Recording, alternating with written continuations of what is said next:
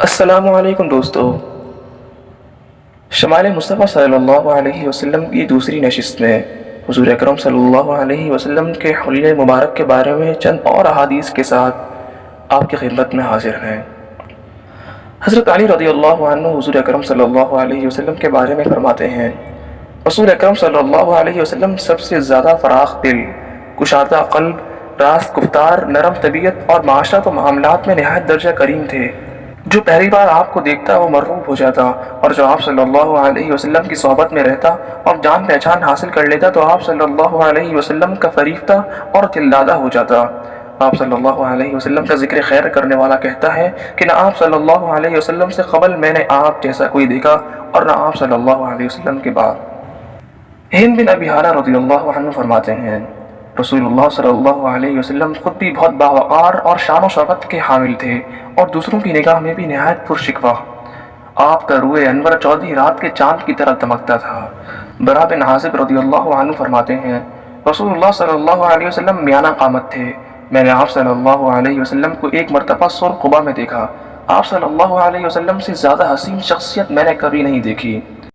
حضرت انس رضی اللہ عنہ فرماتے ہیں، میں نے کوئی ایسا حریف یا ریشم نہیں چھوا جو آپ صلی اللہ علیہ وسلم کے دست مبارک سے زیادہ نرم ہو۔ میں نے عنبر اور مشک اور کوئی بھی ایسی خوشبو نہیں سونگھی جس کی خوشبو رسول اللہ صلی اللہ علیہ وسلم کے پسینے کی مہک سے بہتر ہو۔ نیز حضرت انس رضی اللہ عنہ ایک اور جگہ فرماتے ہیں، رسول اللہ صلی اللہ علیہ وسلم درمیانہ قد تھے، نہ زیادہ طویل اور نہ بالکل پست قد، نہایت خوبصورت جسم والے۔ آپ صلی اللہ علیہ وسلم کی بال مبارک نہ زیادہ پیشدار تھے اور نہ بالکل سیدھے، اور آپ علیہ السلام گندمی رنگ تھے، جب چلتے تو آگے کو جھکتے ہوئے چلتے۔ حضرت ابن عباس رضی اللہ عنہ فرماتے ہیں، رسول اللہ صلی اللہ علیہ وسلم کے اگلے دانت مبارک کچھ کشادہ تھے۔ جب آپ صلی اللہ علیہ وسلم تکلم فرماتے تو ایک نور سا ظاہر ہوتا جو آپ صلی اللہ علیہ وسلم کے دانتوں کے درمیان سے نکلتا تھا۔ حضرت جابر رضی اللہ عنہ حضور اکرم صلی اللہ علیہ وسلم کی حدیث نقل کرتے ہوئے فرماتے ہیں کہ رسول اللہ صلی اللہ علیہ وسلم نے فرمایا، مجھ پر سب انبیاء کرام علیہ السلام پیش کیے گئے، یعنی مجھے دکھائے گئے۔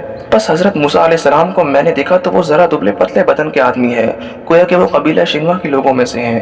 اور میں نے حضرت عیسیٰ علیہ السلام کو دیکھا تو ان سب لوگوں میں سے جو میری نظر میں ہے عروہ بن مسعود رضی اللہ عنہ ان سے زیادہ ملتے جلتے معلوم ہوئے۔ اور حضرت ابراہیم علیہ السلام کو دیکھا تو معلوم ہوا کہ میرے دیکھے ہوئے لوگوں میں سے خود میں ہی ان سے زیادہ مشابہ ہوں۔ اور میں نے حضرت جبرائیل علیہ السلام کو دیکھا تو ان کے ساتھ زیادہ مشابہ لوگوں میں سے جو میری نظر میں ہے دحیہ کلبی رضی اللہ عنہ معلوم ہوئے۔ حضرت انس رضی اللہ عنہ حضور اکرم صلی اللہ علیہ وسلم کے خضاب کا ذکر کرتے ہوئے فرماتے ہیں، میں نے حضور اقدس صلی اللہ علیہ وسلم کے سر مبارک اور داڑھی مبارک میں 14 سے زیادہ سفید بال نہیں گنے۔ نیز حضرت سماک رضی اللہ عنہ فرماتے ہیں، کسی نے حضرت جابر رضی اللہ عنہ سے پوچھا، کیا حضور اکرم صلی اللہ علیہ وسلم کے سر مبارک میں سفید بال تھے؟